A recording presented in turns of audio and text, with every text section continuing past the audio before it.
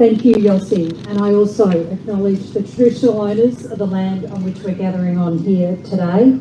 And also, firstly, can we all thank the staff and the volunteers of the Community Security Group, the Victoria Police members who are working alongside them. And can I also thank everyone who has brought us here together today, from Zionism Victoria to the JCCV, the Zionist Federation of Australia and all other affiliates, and also too to the schools, the shuls, the organisations and everyone else who has played a role, big and small. Thank you. I'm honoured that you have invited me here today, and I am deeply moved by the personal stories you have shared over the past week.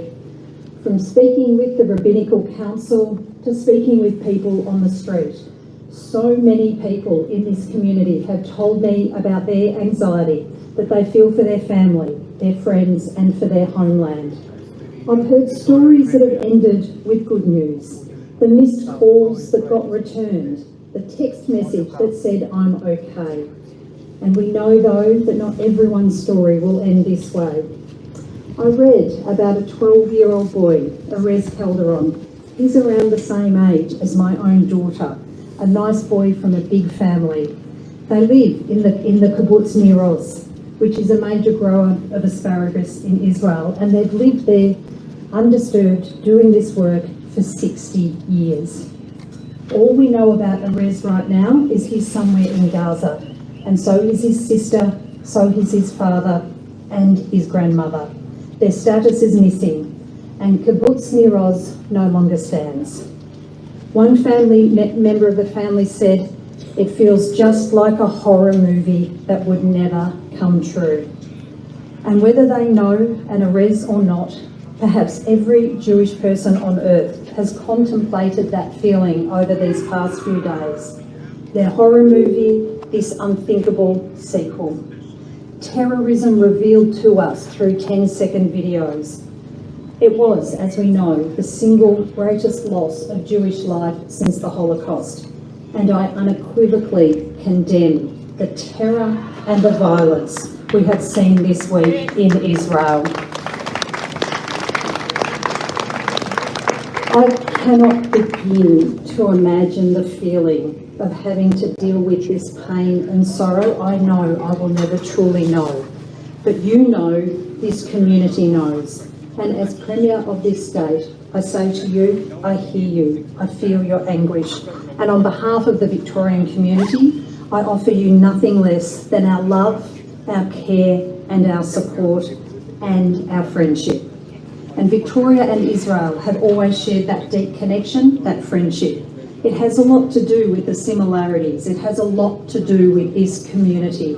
I know the friendship will endure today, tomorrow and forever, because Israel will endure today, tomorrow and forever.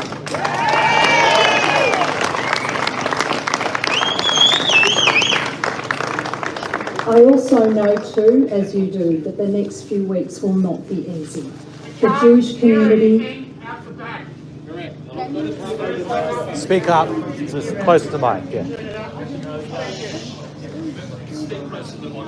The Jewish community...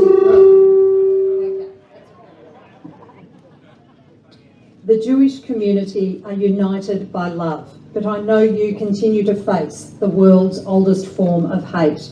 We will stand with you every day. Our government, our society does not tolerate racism and will never tolerate anti-Semitism.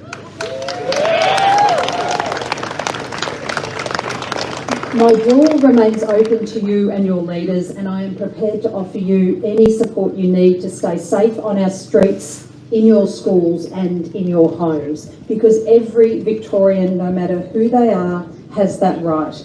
Everyone in Israel has that right too, the right to safety, to security, the simple freedom to exist, the ordinary ability to live quietly and build something of one's own and not be fighting to survive. That simple private peace that all Australians enjoy is all Israelis want. And finally, it's the hope that Golda Meir described 50 years ago when she said, We do not rejoice in victories. We rejoice when a new kind of cotton grows and when strawberries bloom in Israel. I hope we will see strawberries bloom in Israel next spring, and I hope we will see asparagus grow again in near Oz.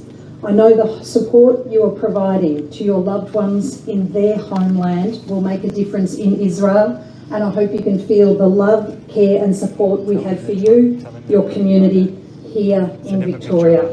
Thank you and Shabbat Shalom.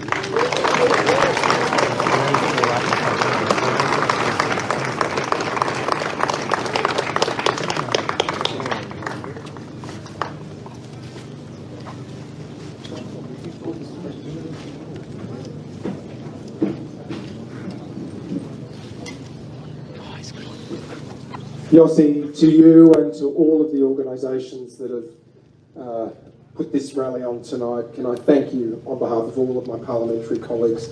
Can I echo all of the acknowledgements of our political representatives and organisations here tonight, and can I also acknowledge the traditional custodians of the land and pay my respects to them past, present and emerging. A few days ago we saw one of the worst affronts to humanity that you could imagine. The stories that we have been told of and that we know are true, despite attempts to displace the truth, have offended our very core. Not just those of the Jewish people, but all peoples who love freedom and human dignity and work hard to lift everyone in the common cause of humanity. These acts were acts of terror, they were acts of barbarism, they were atrocities, they were an abomination. And we cannot allow it to stand. But I want to make this point in echoing what Jacinta said. When these acts occur, unless we join with you, the Jewish community here in Victoria, around the country, around the world, in common cause with the people of Israel, unless we do that, there is an even more damaging victory. It is one of fear.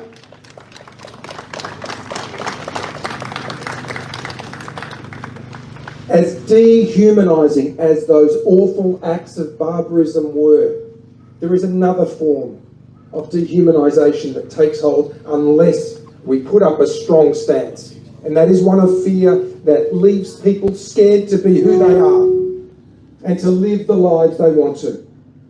And so it is so important as the days unfold, as we learn more about these atrocities and as more action is taken to confront this evil, we must remember that we must join in common cause to make sure we dispel those fears and we stand strong here today. And as I look at the sea of people here today, from all walks of life, not just the proud Jewish community here, but everyone, different religions and faiths, different racial and ethnic backgrounds, all joining with you, because at the end of the day, my dear friends, we all share that common bond of humanity. And what happens to you happens to me.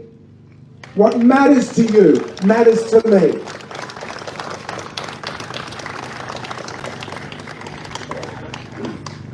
You know, when I went to the Beth Wiseman Centre yesterday with David Southwood, despite all I've said about the fear and the acts of barbarism, there was something even greater than that.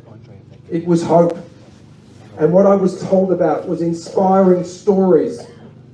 One of them moved me greatly. It was the story that supermarkets in Israel have empty shelves because people are rushing to buy food so they can make recipes for soldiers on the front line and to do whatever they can to help in the cause of peace and security for the people of Israel.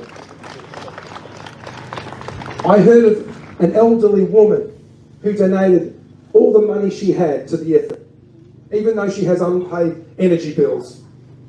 What does that tell you about devotion to her fellow human beings? So out of the atrocities of a few days ago, we see the strength and resolve of the Jewish people in Israel, at home and around the world. Be proud of that and rest assured that we will do everything we can to stand with you. And I want to leave you with this. To all of the young people here, the little kids, the toddlers here, I know some of these things are difficult. But as you look through the audience, you'll see something even greater than any fear, than memories of painful losses. It's the beautiful strength and resolve of people coming together.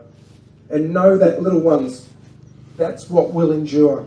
And that's what will keep Israel strong and the people of the Jewish faith safe the world over. Thank you. Stay strong, everyone.